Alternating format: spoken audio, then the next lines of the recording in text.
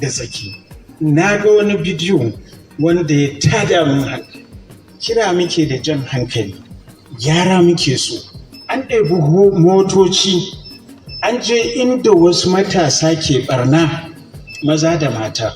Amma yanda aka dinga ɗebo su, ana duka da gora, suna gudu ana bi da gora ana taɗile kafarsu. Ana ɗebo su kaman awaki, haka a jefa su a cikin hilux. Wani ma Allah ya kiyaye in ƙashin bayansa ya karye spinal cord ɗinsa ya gama yawo har abada. Wannan muna ganin kuskure ne babba. Ka ɗauko rungumo matashiya ko matashi ka jefa shi kaman akuya a cikin hilux. Na ga bidiyo da aka je inda ɗalibai a Bayero har inda suke har ɗakunansu ana duka, ana rungumo su, ana jefa su a cikin mota.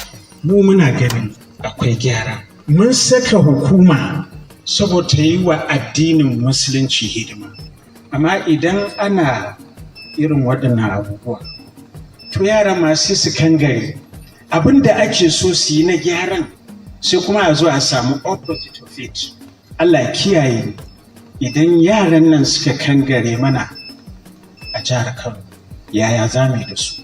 Amma a fita da motoci, a fita